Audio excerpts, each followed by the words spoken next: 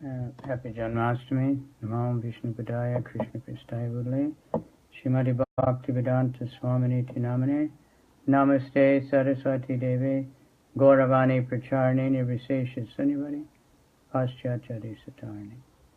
So for Janmastami I want to start, read a little bit from Krishna book about the qualities of Krishna, and then from the prayers of Queen Kunti as to why Krishna appears. Some people claim they know Krishna. Lord Brahma didn't agree. He said there may be some philosophers or scientists who can study the cosmic nature from atom to atom. They may be so advanced that they can count the atomic compositions of the cosmic manifestation, or all the planets and stars in the sky, or even the shining molecular particles of sun or of the stars and other luminaries in the sky, but it's not possible to count the qualities of the Supreme Personality of Godhead.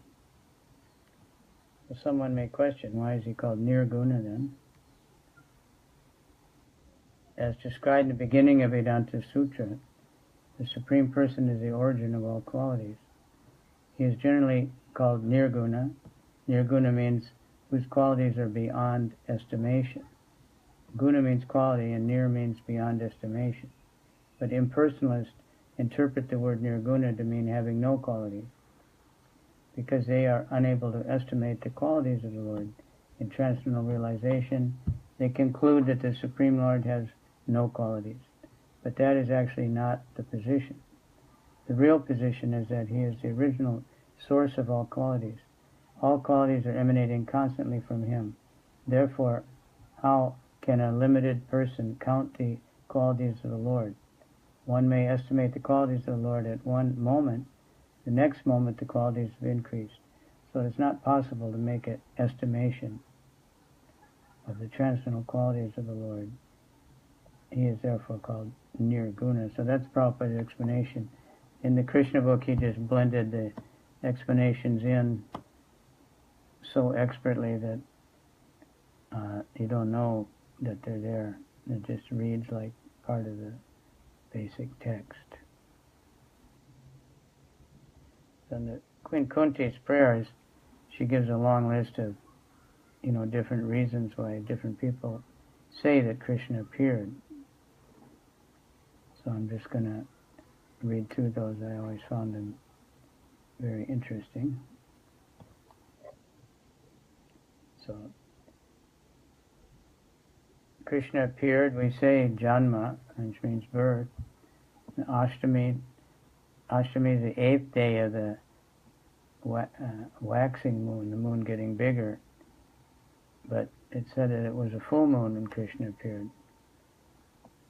But the full moon isn't supposed to be for another 6 days or 7 days. But the stars and everything became ecstatic when Krishna appeared. The moon became ecstatic, and because Krishna appeared in the moon dynasty and became full, and all the other stars moved into the most auspicious arrangement automatically.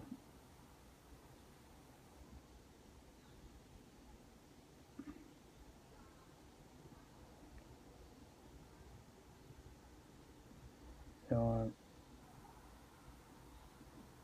Queen Kunti prays, text 20, first canto, chapter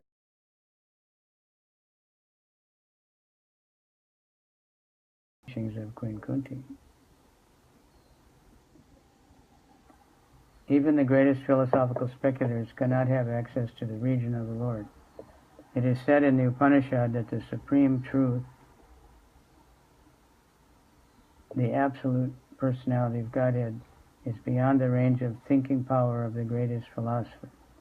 He is unknowable by great learning or by the greatest brain. He is knowable only by one who has his mercy. Others may go on thinking about him for years together, yet he is unknowable. This very fact is corroborated by the queen who is playing the part of an innocent woman.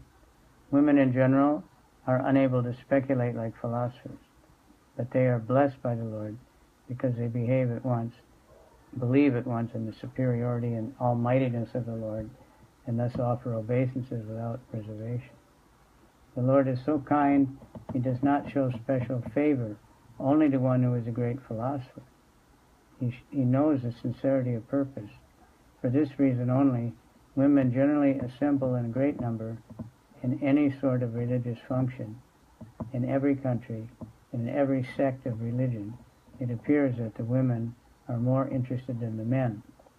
This simplicity of acceptance of the Lord's authority is more effective than showy, insincere religious fervor.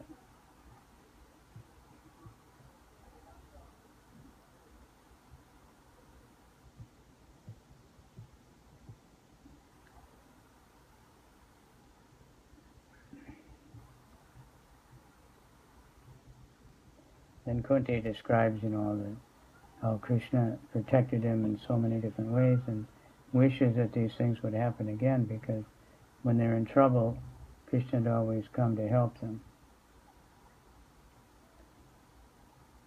I'm just skipping ahead to where she starts to give the reasons. But she gives qualities of Krishna. This is an interesting one. Manye tvam kalamishanam anadi nidanam vibhum samam charante sarvatra bhutanam yan mitak kali. I consider your lordship to be eternal time, the supreme controller, without beginning and end, the all-pervasive one. In distributing your mercy, you are equal to everyone. The dissension between living beings are due to social intercourse. We always wonder sometimes why there's all these dissensions, even amongst devotees. And we bump into each other, and if we're not perfectly Krishna conscious, we might get disturbed. Kunti Devi knew that Krishna was neither her nephew nor an ordinary family member. She knew perfectly well that Krishna is the primeval Lord who lives in everyone's heart as the super soul. Another name of Krishna is Kala, eternal time. Eternal time is the witness of all our actions, good and bad, and thus result in the reactions that are destined by him. There's no use saying that we do not know why and for what we are suffering. We may forget the misdeed for which we may suffer at the present moment, but we must remember that Paramatma is our constant companion, and therefore he knows everything past, present, and future. And because the Paramatma feature of the Lord destinies all actions and reactions, he's the supreme controller also. Without his sanction, not a blade of grass can move. The living beings are given to as much freedom as they deserve, and misuse of that freedom is the cause of suffering. The devotees of the Lord do not misuse their freedom, therefore they are good sons of the Lord. Others who misuse freedom, a friend of the Lord, everyone is suffering and enjoying the result of his own destiny. This destiny is made by the living beings in course of social intercourse. Everyone here wants to lord it over the material nature, and thus everyone creates his own destiny under the supervision of the Supreme Lord. He's all-pervading, and therefore he can seize everyone's activities. Because the Lord has no beginning or end, he's known as eternal time, Kala.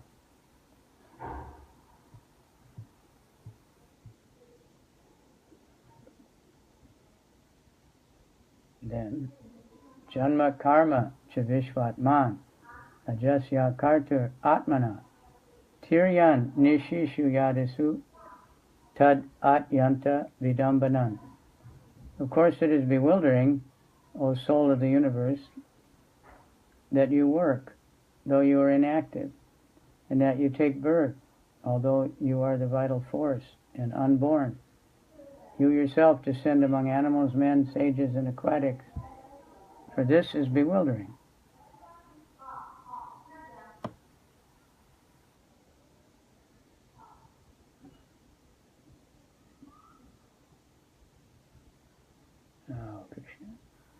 Excuse me, I lost my place.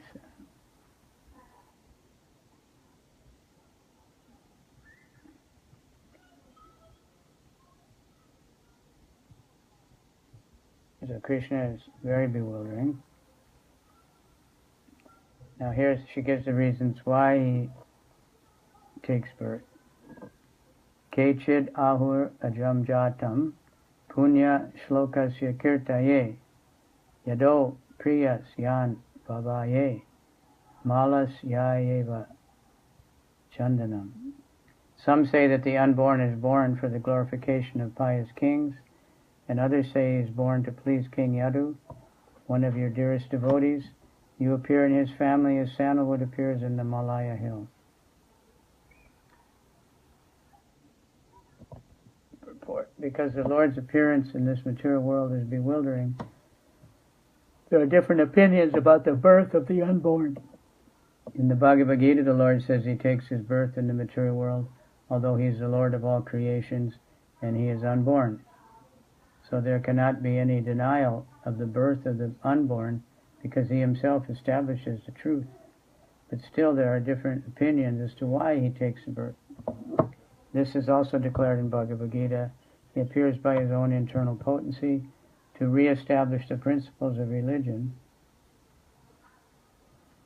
and to protect the pious and annihilate the impious. That is the mission of the appearance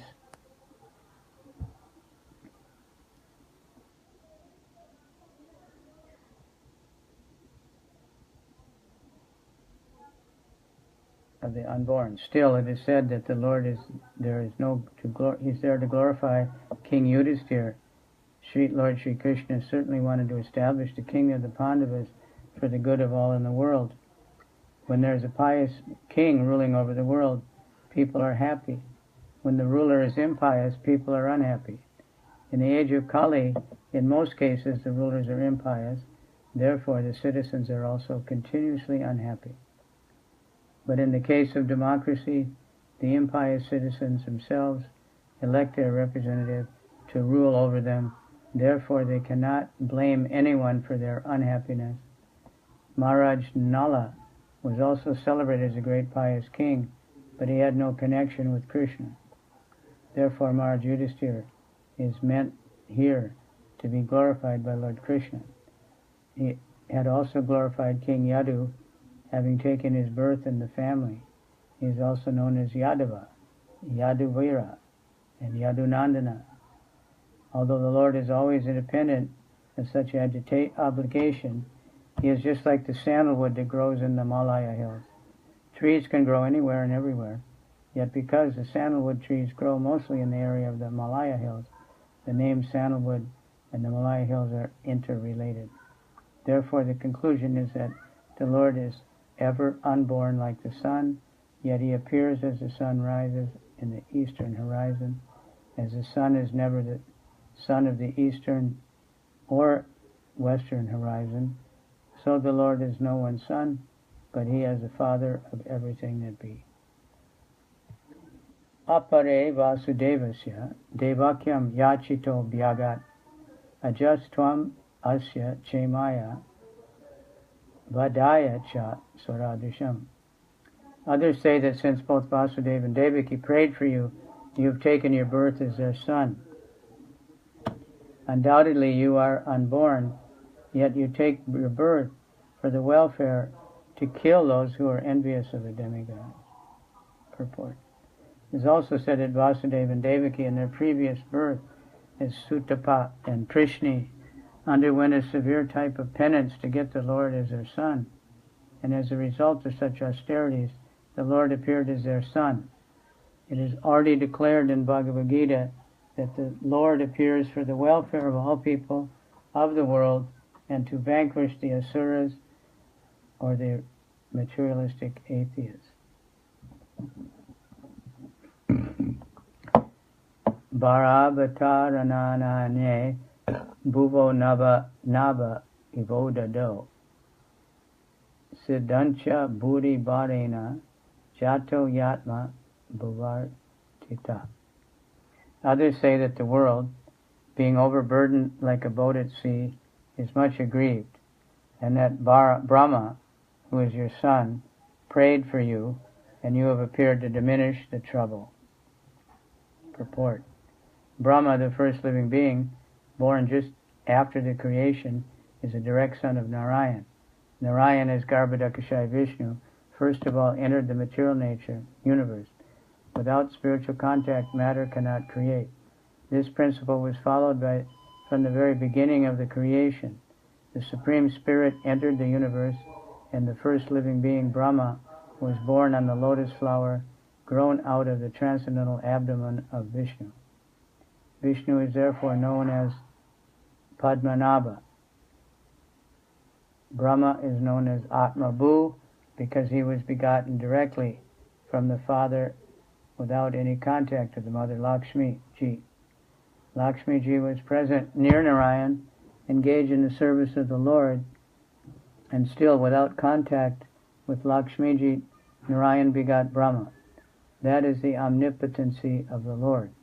One who foolishly considers Narayan like other living beings should take a lesson from this. Narayan is not an ordinary living being.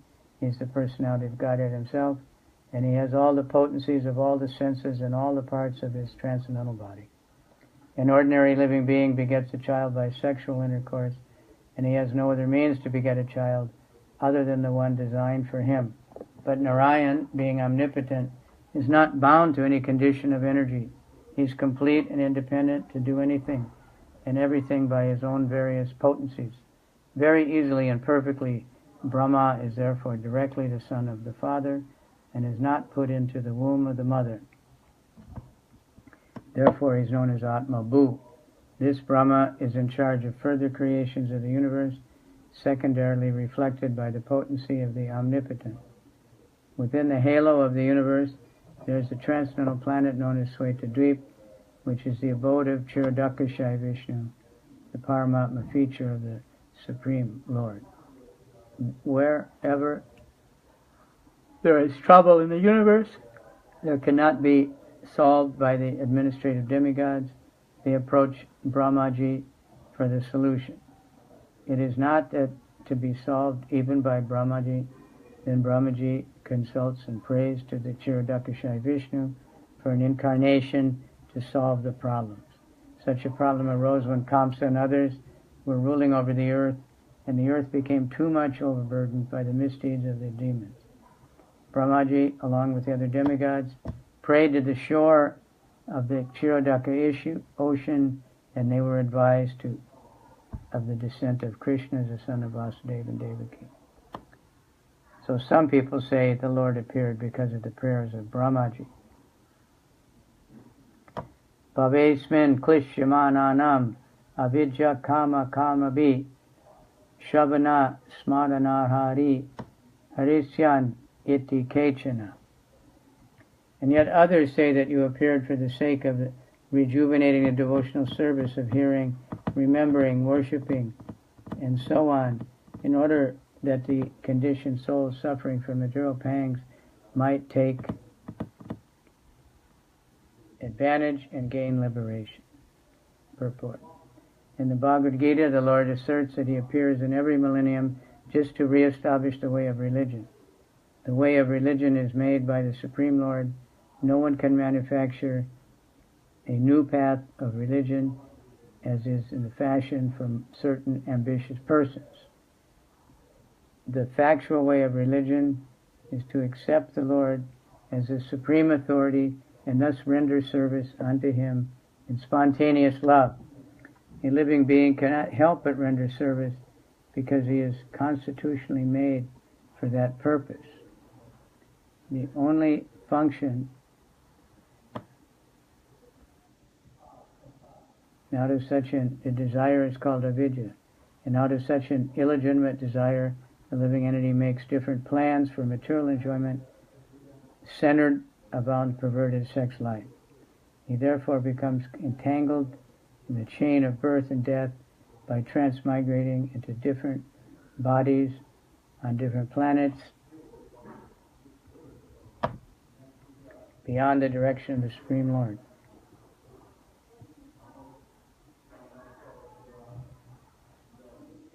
Next verse. Shinvanti gayanti grinanti bhikshnasa smaranti nandanti tavehitam janaha te eva pasyantya chirena tavakam bhava pravaho paramam padambujo. O Krishna, those who would continuously hear, chant, and repeat your transcendental activities or take pleasure in others doing so, certainly see your lotus feet, which alone can stop the repetition of verses.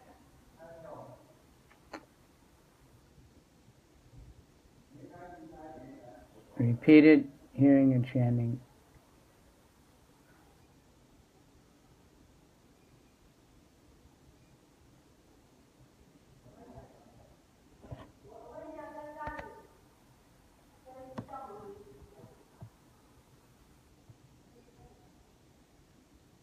So that's just different reasons why Krishna appeared. They're all true.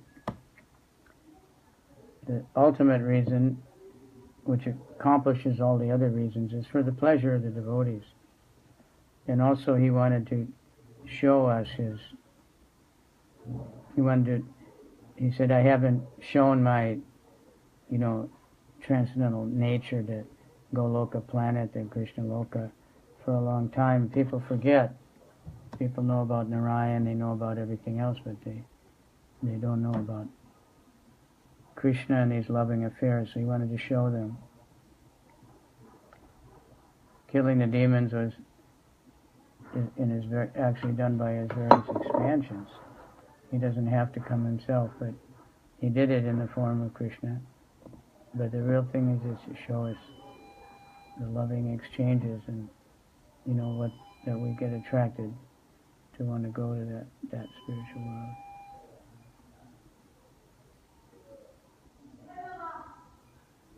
One last purport. The Supreme Lord Sri Krishna cannot be seen by our present conditioned vision. In order to see him, one has to change his present vision by developing a different condition of life, full of spontaneous love of Godhead. When Lord Sri Krishna was personally present on the face of the globe, not everyone could see him as the Supreme Personality of Godhead. Materialists like Ravan, Hiranyakashipu, Kamsa, Jarasandha, and Shishupal were highly qualified personalities by acquisition of material assets, but they were unable to appreciate the presence of the Lord. Therefore, even though the Lord may be present before our eyes, it is not possible to see him unless we have the necessary vision. This necessary qualification is developed by the process of devotional service only, beginning with hearing about the Lord from the right sources. Bhagavad Gita, as one of the proper literatures, popular literatures, which are generally heard, chanted, and repeated by the people in general, but in spite of such hearing, sometimes it is experienced that the performer of devotional service does not see the Lord eye to eye. The reason is that the first item, Shravana, is very important.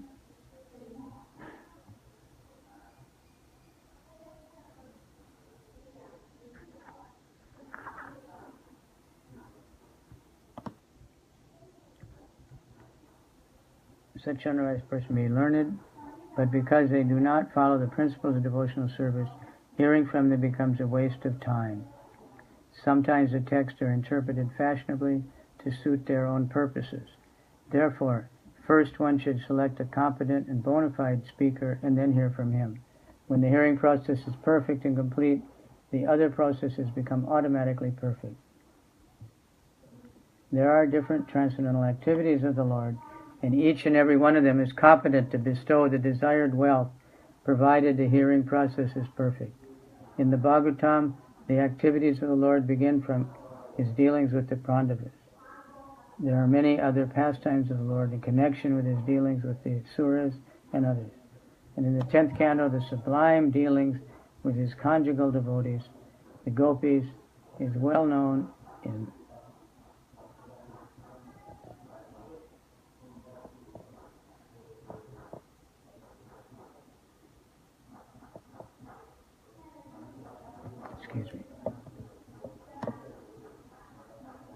Such an inclination indicates the lusty feelings of the hearer, so a bona fide speaker of the dealings of the Lord never indulges in such hearing. One must hear about